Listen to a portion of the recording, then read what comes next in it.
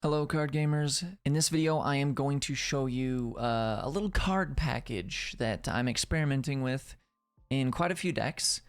It's a yellow-green combination and you can use it in heroism or villainy, and there's pluses to each of them.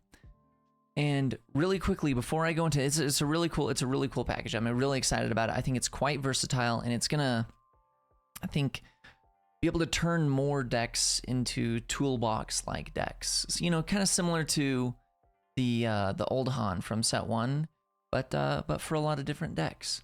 And really quickly before we go into that, I gotta show you Oasis Games SLC.com. They're the sponsor of this video. Awesome store. Make sure to check out the links in the description and the pinned comment for anything you need for any of the TCGs you play. They also have a schedule here. If you go to their website and you click play, you can see their monthly schedule for all the games that they're playing. And if you play Star Wars Unlimited, it's on Wednesdays at 7 p.m. So make sure you check them out.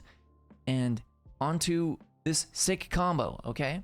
So what I've got here is this combo involves bounty posting, and it involves a couple other cards. It involves Enticing Reward, Price on Your Head, Bounty Hunter's Quarry, and if you're in villainy, Super Laser Technician. So, what am I doing with these? Well, if you're familiar from, set 1, you know that there's many decks that they want to ramp fast, right? They're playing 3 Super Laser Technicians and 3 resupplies. In Heroism, all they had was resupply, and they were just, hoping they'd draw their resupply. In Villainy, there were actually definitely some times when you're playing 3 Super Laser Tech and 3 resupply that sometimes you would get to do your ramp early, and very rarely would you want to ramp again, or had the time to ramp.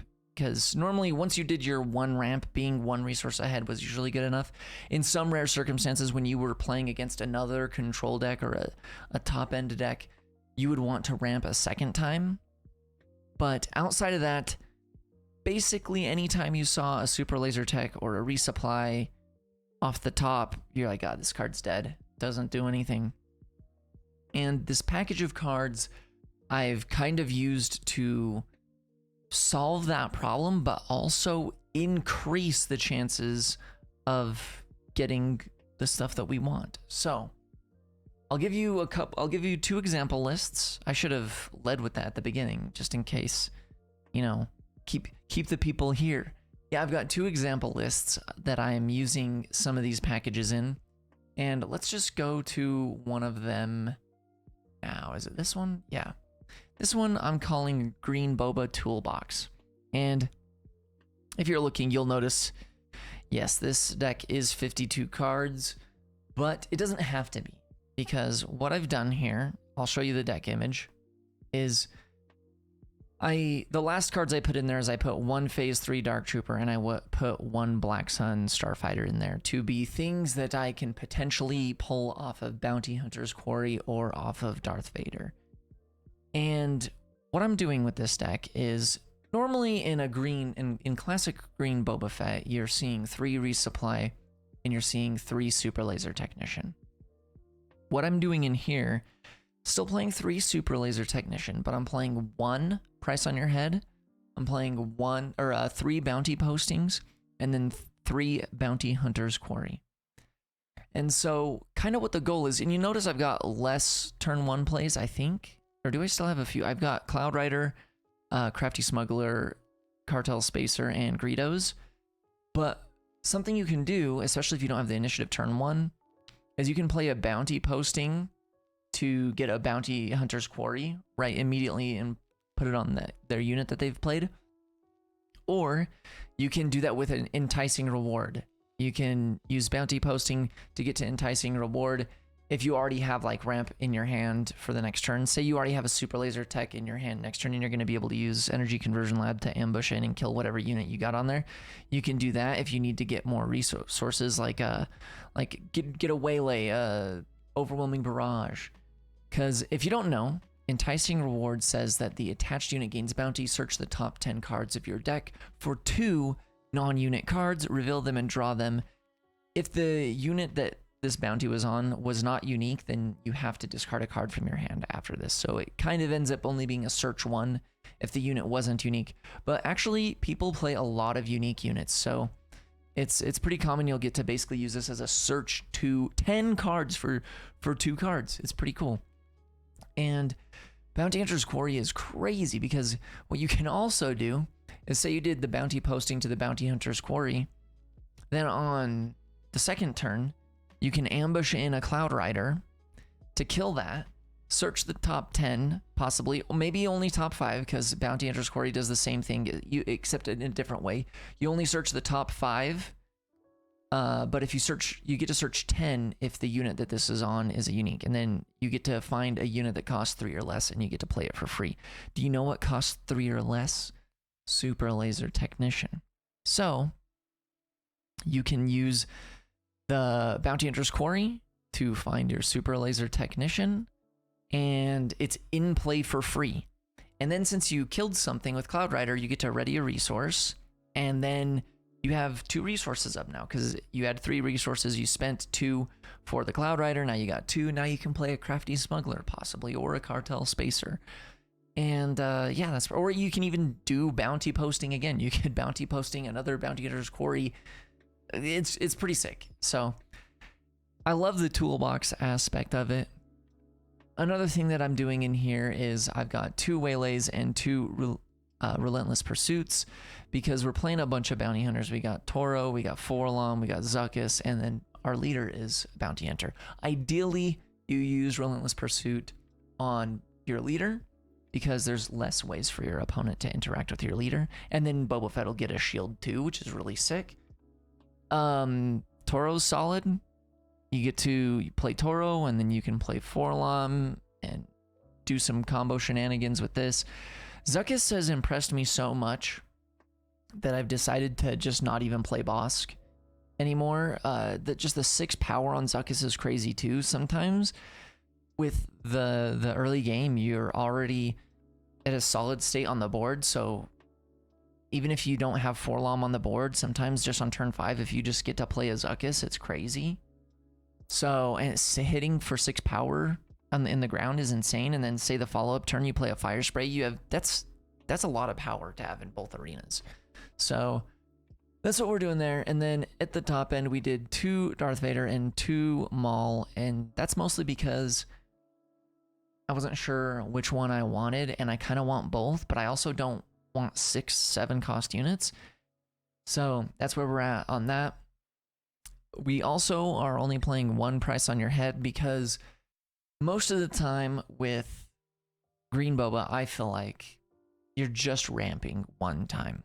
You really only care about ramping 1 time. And something that can be done too is, let's say you could do some wild stuff, okay? Just imagine this with me for a second, okay? Let's say turn 1 you play bounty posting to put a Bounty Hunter's Quarry on their unit, okay? And then let's say turn 2 you use a bounty posting to search for a price on your head to put on their unit as well, okay? Then on turn 3 you have 4 resources. You ambush Forlom in, which should be able to kill whatever that unit is that they played on turn 1. And then you get to use Bounty Hunter's Quarry to bring out a Boba Fett or a 7th Fleet Defender, or even possibly Phase 3 Dark Trooper.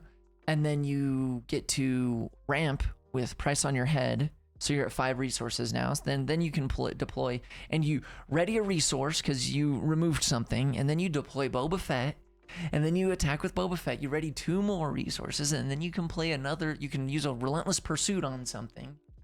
It's a very explosive deck. At the beginning, it seems like not much is happening, and then suddenly you claim those bounties, and you get resources refunded with Boba Fett, and suddenly your board is big, and you removed stuff from their board, and you know, kind of Boba Fett type things.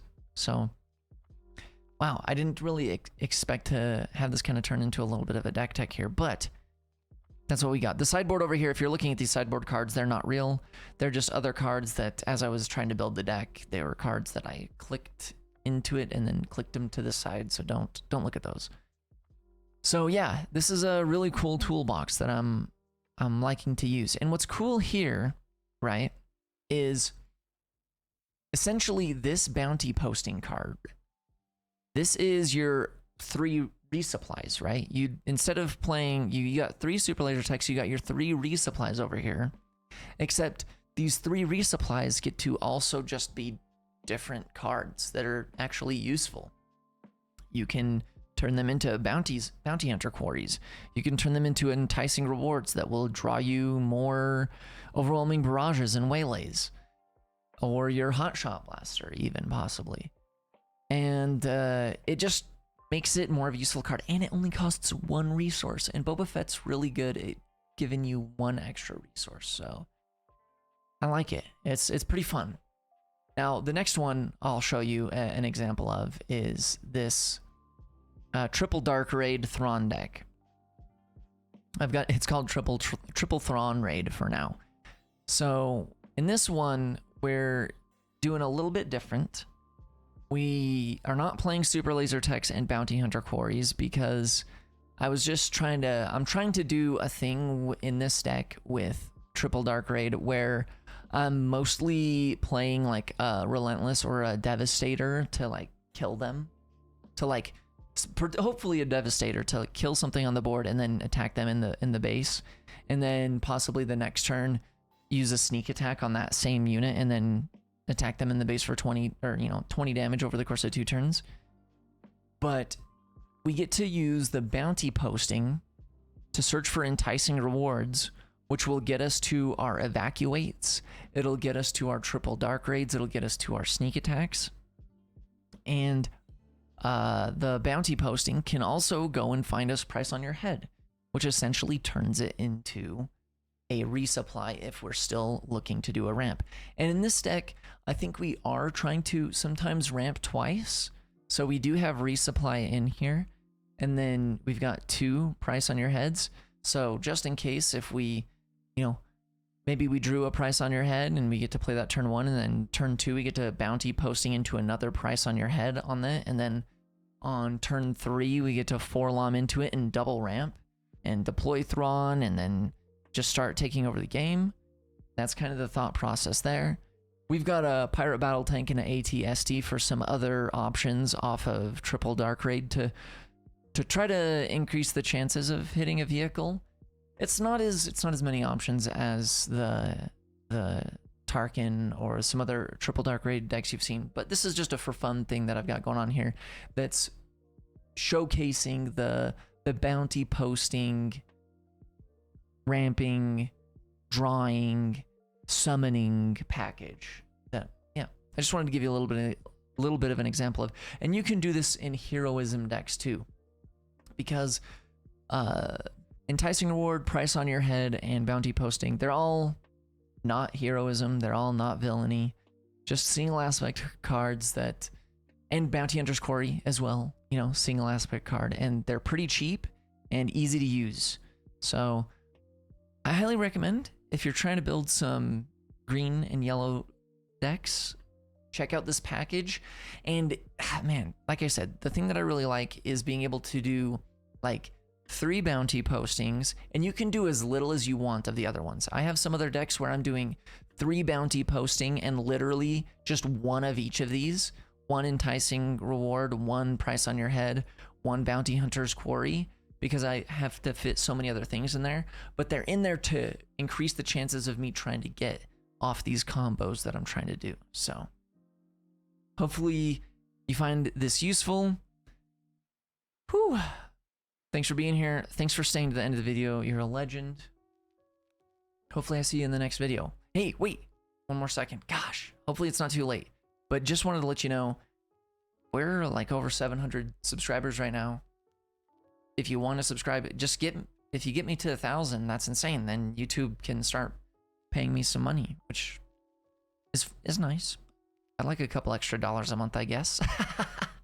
Anyways, yeah, thanks. See you next time.